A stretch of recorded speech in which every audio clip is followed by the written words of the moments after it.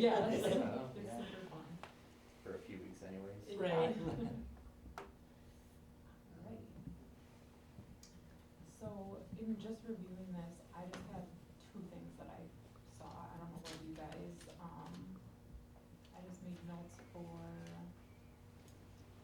page 27 and, okay, 3 now.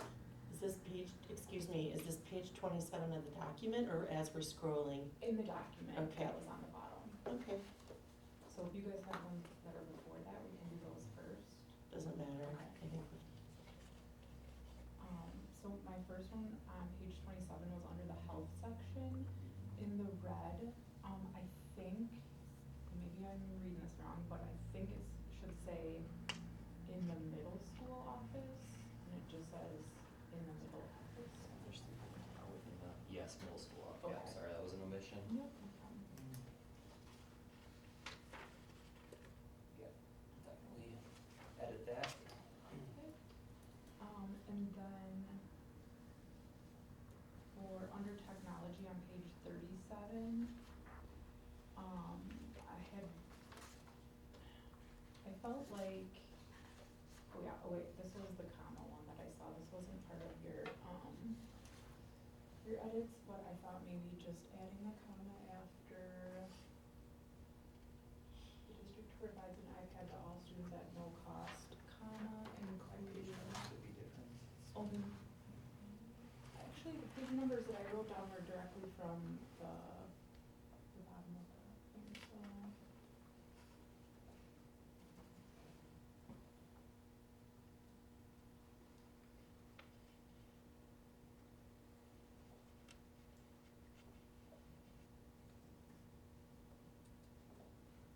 Maybe I'm wrong.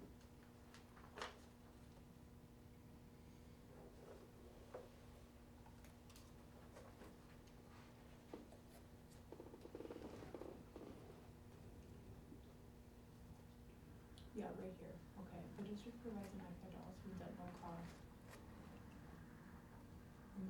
Comma, including repairs to product defects.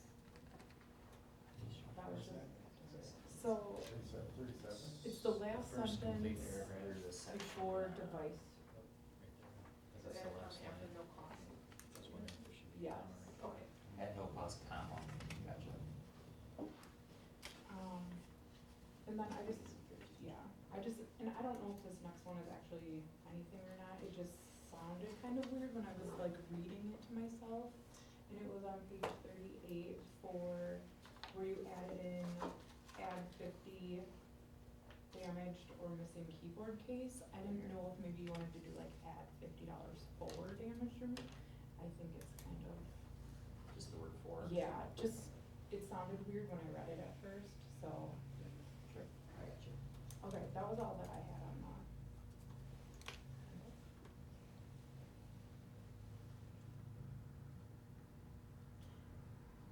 I just, anytime, I was, in the first page, there's an example. Actually, it's not the first page,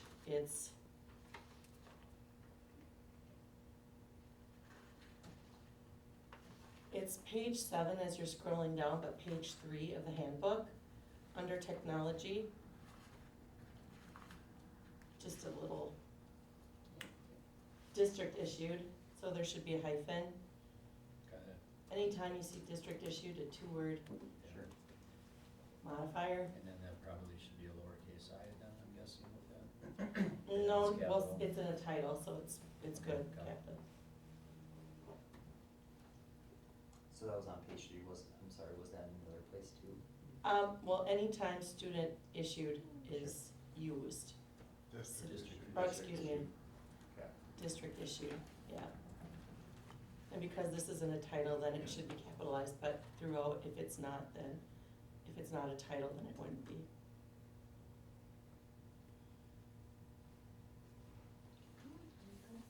Mark, did you have anything?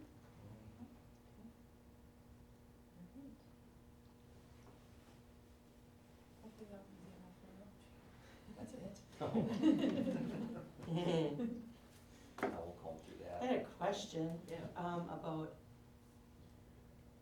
Okay, it's page 8, so I just need to get to it on here. 13 if you're scrolling.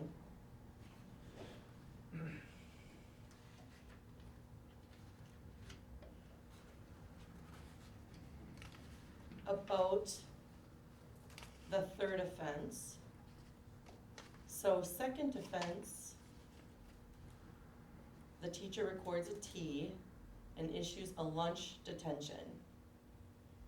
And that will be served during the lunch hour with the teacher. So then the third offense, teacher records the T and contacts the office, and it's a 30-minute detention issued, so will that be before and after school? And will it be with the teacher, or is it something else? Yeah, I think, so that one is now an office referral, so if you notice in second Mhm. offense, it says no office referral, so this is now an office referral. Mhm. So that would be, an administrator figuring that out, whether it's lunch Okay. or after school, with Okay. with a little flexibility. So that's depending on left the student. Yep. that way Yep. for purpose. For okay. flexibility, yeah. Yep, that makes sense. And then on page 14, or scrolling page 14, page 10 of the document,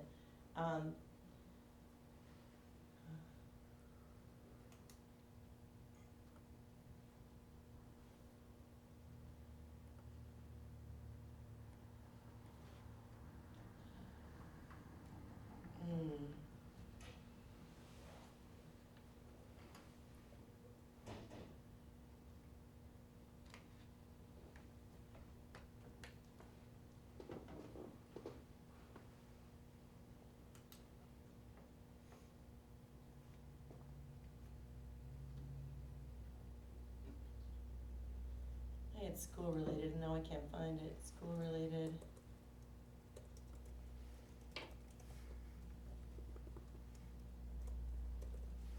School related announcements, so hyphen there.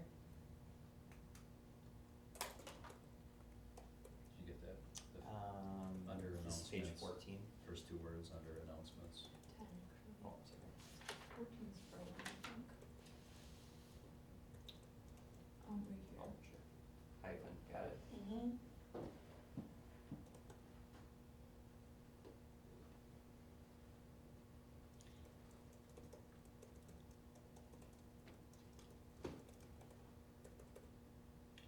And then there was one I didn't know what page. It has to do with extracurricular activities. If a student is absent for any portion of the day, and they cannot attend any extracurricular activities.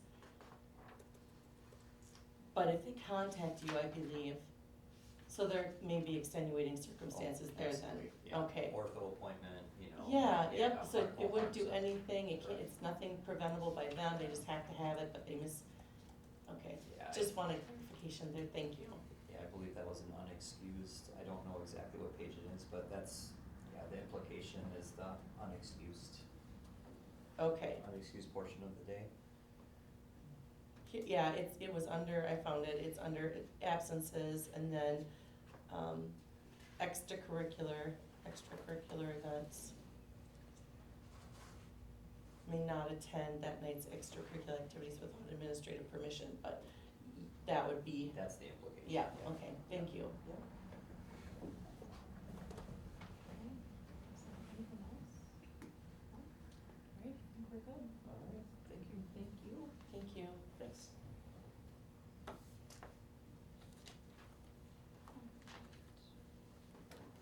So I think for the high school admin, all three of you wanna come forward in case there's questions or contributions?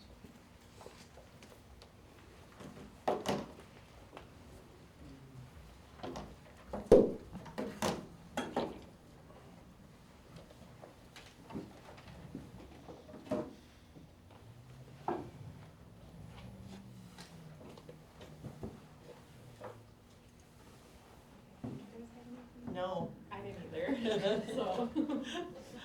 Alright. Yeah, no, it looks really good. I was like scrolling through it and I was like, ooh, this is really, like the format is really nice. One thing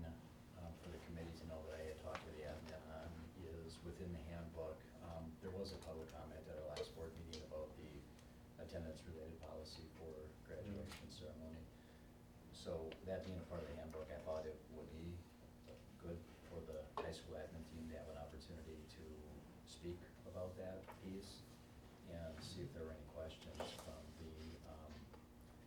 from the committee members. I don't know if we ever have yet identified an exact date when this began, but Yeah, I figured I'd do some research on it. Oh, you got that It was, figured out? yeah, let me pull up this, like 2015, 16. Pull up this email, so it's been in place for roughly 10 years or so this is like, yeah. Summarizing from previous administrators from what I gathered on the history is, this was put in place because there was, students turning 18 and you're legally not able to do anything with, truancy, and there was a concern where they'd miss multiple weeks of school and then last minute come to school and I need my grades up and a lot of pressure and hard conversations with staff. So it's just to promote students, A, following the law and maintaining less than 10 per year. So they had it written where it was 20, so it's actually 10 past the technically the legal limit for attendance, in the state of Wisconsin, so, but yeah, it's just put in place for good faith effort to make sure that students continue to maintain coming to school their senior year, finish strong. So it sounded like it was a pretty collective effort between administration and staff, and then, that's kind of the history of it. I think just I mean, I've been there for 8 years, and I know Jamie works with seniors too, but like, I guess if it's worth mentioning, it's not to be punitive where we're last minute all of a sudden trying to catch students that are, missing. We're structuring our senior meetings, making sure that they're aware of it, focused on attendance matters and that we wanna see kids in school. If we have unique scenarios, I think it says right in there, like medical, scenarios like that, we'll work through those. I think what we just need is communication, and then if there are scenarios that did pull a student out for whatever reason that surpassed the 20-day limit, they are provided numerous opportunities for community service. We just verify that they have fulfilled that, and I don't think, in my experience, I've ever denied a student that submitted a form. Let me look into it, and if it's valid, then it's good, and they filled it, as long as they met their actual credits for earning their diploma, they're able to participate in the ceremony. So I personally have not run into a ton of issues, and I think, this is my 2 cents, but I think it's a good thing to continue to promote good attendance and the value of being present every day in school. And I think it's written in a way too that provides families and students an opportunity to have time to make up those hours if there was a rough semester or rough year, so. Jamie, if you wanna add anything, In addition to but- those student communications, where you're reminding them of that expectation and needing to keep up their attendance, I believe there's an extensive amount of parent communication about this as well. Could you talk about how parents are communicated with this? Yeah, I actually, at the end of the first semester, began giving them kind of a heads up of that the students are approaching or have reached that 20 mark. Usually I'm looking at kids that are at like 12 or more, they're on my watch list, and then the communications are going out if they're at like 15 or more. And then I'm updating them. Matter of fact, I've done a letter at the end of the first semester, so about the end of January, and then I just recently done another letter to let families know your child's reaching or has reached that 20 mark so that they're aware of it. Because to his point, a lot of them have turned 18 and they're not, sometimes they remove their parents from primary knowing of what's going on with their attendance, so now they're not necessarily being open with it. So it's another line of communication, because at the end of the day, a lot of my conversations with the seniors is more about, I understand you're saying, yeah, no big deal, I won't go to the ceremony, but you have parents, family members, people lined up, coming from out of state, out of town, whatever the case may be, to come see you, and it's frustrating for them to know that they made all these arrangements and they're not being open and honest about what's going on. So I think it's been helpful, because then the times when I don't feel like I've been effective at trying to motivate the student, the mom or dad in the background are like, you say what? And then Yeah. it's a different conversation at home, and next thing you know, the kid's coming, and I got it, I know.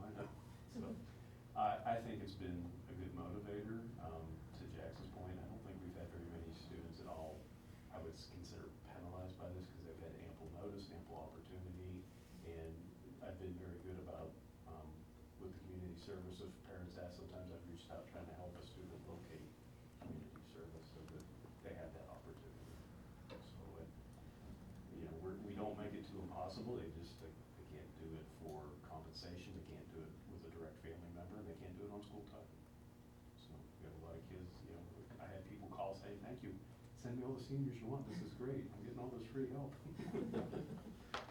I think it's been a positive for the community in a way too. Oh, that is awesome. Yeah, so the first time it was ever, approved or put in our handbook was the 13-14 school year. And I think they'd made some like ongoing, the first 3 years adjustments, that type of thing. So, Well, the language with the 10 days, I remember, was an issue too. I mean, was it 10 days a semester? Because some classes are semester classes, and yeah, I then it think was that over the course of a Dave's year, and time, and he ended up just making it, but, yeah, we try to remove, any updates, we're trying to remove like confusion from families and students, so it's just straightforward 20. Mhm. Whether that be semester 1 or 2, because there was a lot of like in the grass on, semester 1, 10, and then 2, and then it's Yep. trying to remove some of the math to keep it a little bit more straightforward. Mhm. Yep. I guess I would just add, we need all the tools we can get to try to address truancy issues and keep kids in school. We need more tools, not less. So this seems to have been an effective one in dealing with seniors that in particular can be a challenge down the stretch. Yeah, something about that age 18, it's this magic number where all of a sudden all the adults don't know anything, and the kids know how to make all the right choices for themselves. Mhm. Yeah. Freedom. I think probably the last comment I'll make on it is like, it doesn't prevent the student from earning their diploma. It's simply a participation in the graduation ceremony, because we've held the standard of, we think collectively this is important for students to show up, and if there's scenarios going on, we'll be flexible and understanding and work through them, but if not, then, they earn their diploma, but unfortunately, I think it's a good standard to have to keep, attendance a priority in our district, or in the building level, I should say. I think it's a good idea. Mhm. Anything else that we need to go over with this one? No, I think that provided a good opportunity to. The last 7 years, we've had a lot of changes in the handbook, so I think it's good enough to have the conversation. It's been ongoing, so, alright, Yeah. Thank you. thank you. Then we have the alternative school Oh, yes. handbook, changes they had there. I don't know, Mr. DeFelice, if there were things you wanted to highlight or. Actually, it was just one small requested change. Actually, Jenny, I did forget to ask you to update Ms. Underwood is now Mrs. Bowman. So, I'll make that change. yeah, we had a personnel change in our social worker, and then our psychologist got married, so we got to update some names. But now, the one change that they asked that was pertinent to the actual language was actually all the way at the end. We had done some extensive work on senior status for our students who have met their graduation requirements, but we didn't want them sitting idle, but at the same time free up a seat so we could get more students into the program. So seniors who have met all their obligations for credits, work hours, those type of things, there's a little bit of paperwork that we ask them to complete to make sure they have like a working resume, all those things.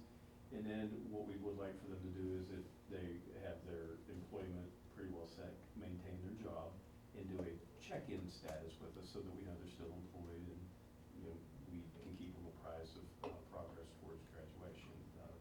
Usually information about things that seniors need to know. Currently, the language was that they need to do it on a weekly basis, and the staff and some students have found that trying to force it into the week sometimes wasn't always conducive, because some of the kids don't know their work schedules ahead of time, things of that nature.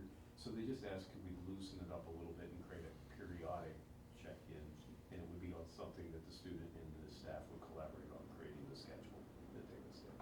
So that was all I was, it was just a little bit more flexibility with that piece. They still want to hold them to it, but just have the ability to. Makes have a little sense. wiggle room. Yeah. So aside from that, that was the only, I feel like kind of to Jackson's point, after 7 years, we finally made enough tweaks there, we got it, where it's functioning pretty good. Yeah, I didn't have any concerns or questions or anything with this one either, so. We made it easy on us.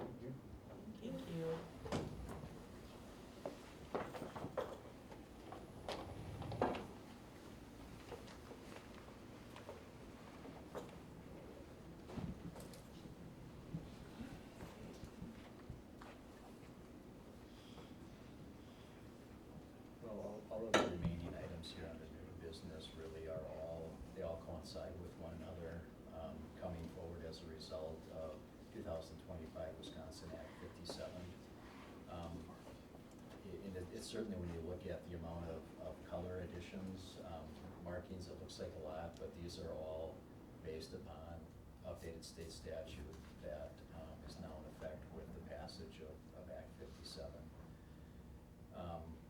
As I recall, Jenny, when our last Neil update came through, this was not quite ready, or this occurred or came to light after that. Yes. So this was a late add-on, not quite ready to go with our previous, so that's why it's a special update.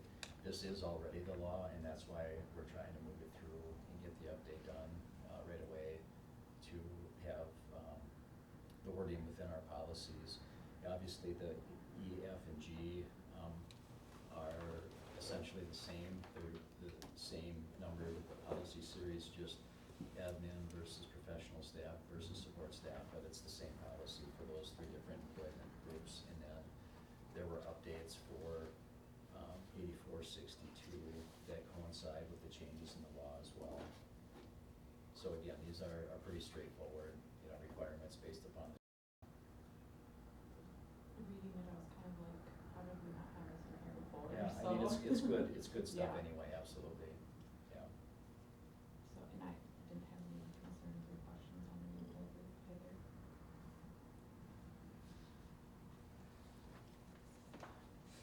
awesome. So then, old business, bringing up the policies from our board meeting last month, or I should say earlier this month.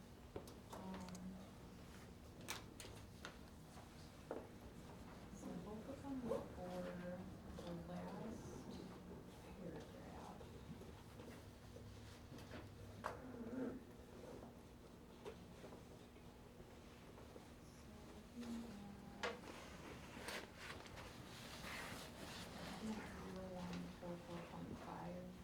Board member behavior, communications, and code of conduct.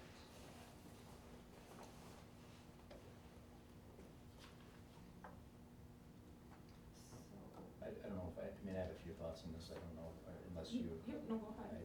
I guess just a few things that I would share, and the first one on the list here is 144.5, or I should say 0144.5, board member behavior, communication, and code of conduct. From my understanding from notes I was trying to take during the board meeting, I think what was questioned was literally the final paragraph, which is a new addition. So a couple things to begin with. If I was understanding what was presented in the moment, first off, it seemed that there may have been a misinterpretation that this related to board members' contact with the public in general. If that's what I was interpreting, that's really not what this paragraph says. So that's just kind of what I felt in the moment. I could have been wrong on that, but I just wanted to note that that's sort of what I thought may have been going on in the moment. Beyond that, is why I did want to emphasize, and you can see it early in the second line of this paragraph. It does very specifically say that this paragraph is pertinent to this policy. It's specific, this paragraph is specific to this policy as a whole, and it's in addition specific to the enforcement section of this policy as well.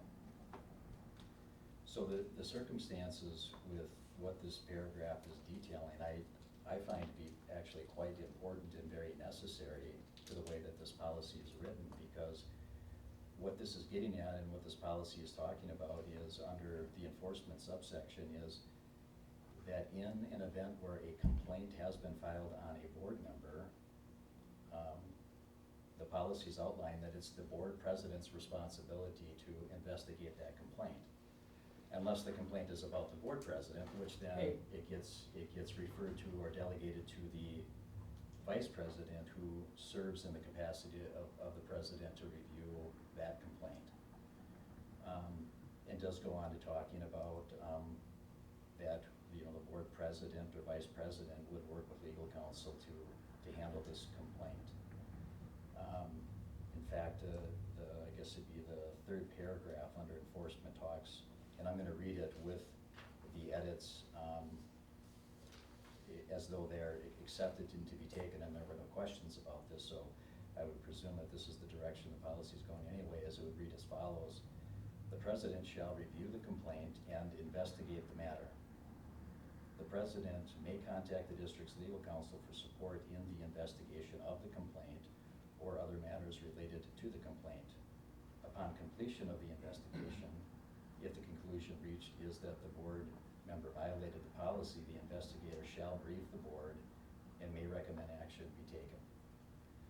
Okay, so again, what this is outlining and talking about is there is an active investigation going on, and it very clearly states that it's the board president's responsibility to deal with that. So if you get to the final paragraph at the end, it states as follows: if a complainant or any other person contacts an individual board member other than the board president to discuss this complaint or this investigation under this policy, the board member shall inform the person that the board member has no authority to act in an individual capacity and shall refer the person to this bylaw or the board president for further assistance. That really is quite appropriate and necessary, because an individual board member has no authority based upon what's described here. And honestly, it would be problematic if the board member was discussing the matter, while the investigation is underway and incomplete. So it seems to me that the paragraph should stay, it's appropriate, and it should stay in with the overall edits as proposed and came out of committee previously. I mean, if this were not accepted, I think that actually would run contrary to a number of other references. Not only in this, even if you come back to the very first paragraph of this policy, which is already in place, this isn't even up for edits. It talks about, it states as follows: the board functions most effectively when individual board members act ethically, professionally, and responsibly. Board members serve as members of the district's governing body and do not have individual authority to represent a policy or enforce positions that are not supported by the majority of the board, as evidenced by the official action of the board. And references bylaw 10143. Even policy 0143, if you take a look at it. And I think this situation also helps speak to how interlocking and supporting a lot of our policies are. The policy that is referring here does say individual members of the board do not possess powers that reside in the board itself. The board speaks through its actions set forth through motions, resolutions, and other official actions taken at board meetings and officially noted in minutes, and not through its individual board members. Shouldn't even need a policy for that. No. That's how it is. Well, and again, like, for me too, after reading through this again, I was like, because I took it as a generalization too, like, if somebody comes to me with questions or concerns, can I speak to them?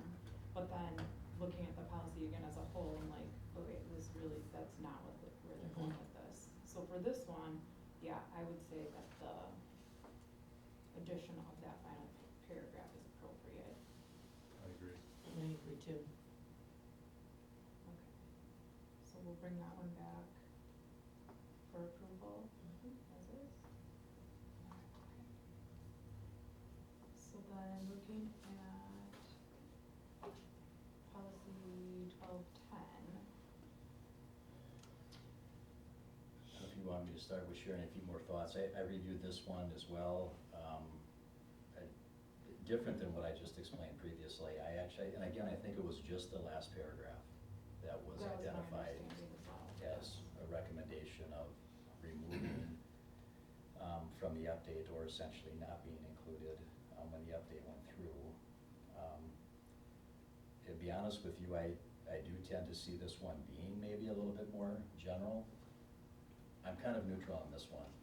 In other words, I don't see a problem with it staying, but I don't think it's as critical as the one we just talked about, so I don't necessarily see any issues or problems with it being deleted either. Yeah, I would agree. I wouldn't want somebody to read that paragraph and feel like they couldn't talk to other board members besides the president, or that they would be required to come to administration, so. Yeah, we're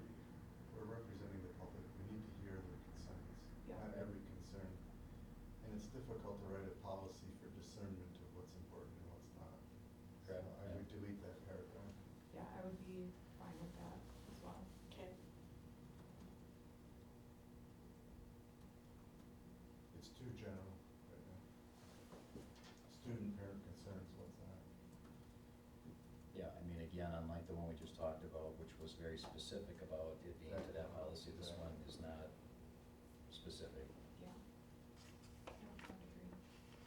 So yeah, I'm good with removing that and bringing it forward. Yeah, I'm fine with that. Okay. Good, Jenny?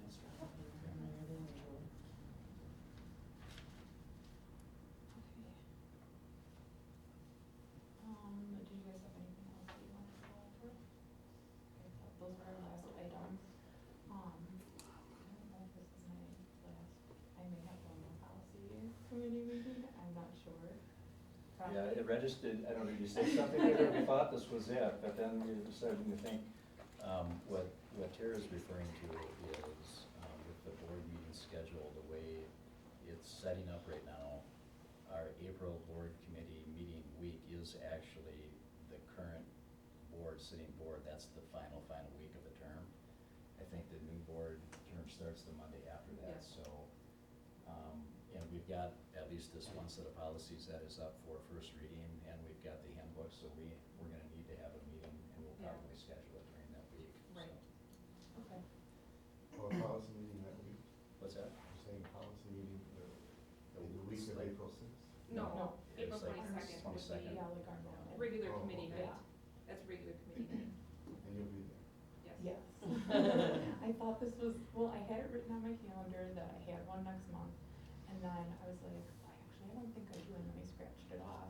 Now I'm gonna pencil it back in. Okay. You know, we So- proposed a policy that the chair serves a 10-year term.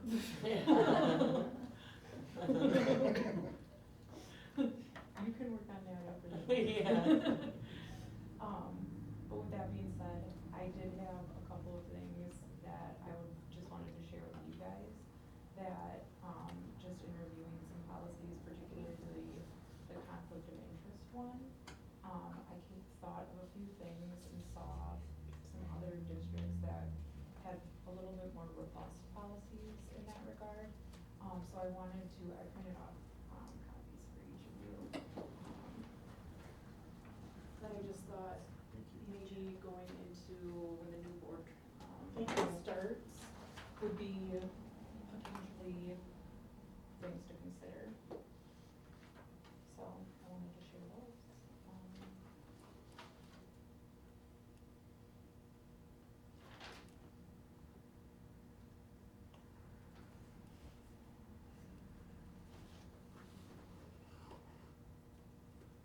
You say there's some precedent for this in other districts? There is, yeah.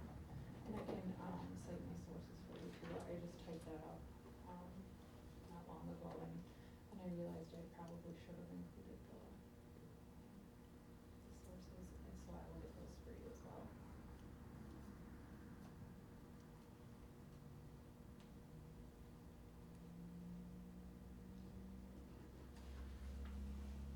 Okay, well. But this looks reasonable to me. Mhm. Put this in the realm of good behavior. Yeah, yeah. I was, a little surprised, I thought, there were other districts that had policies that were a little bit more robust in the, conflict of interest area. But I've never gone through ours thoroughly because it really wasn't, Yeah. So what's the process then for this forward?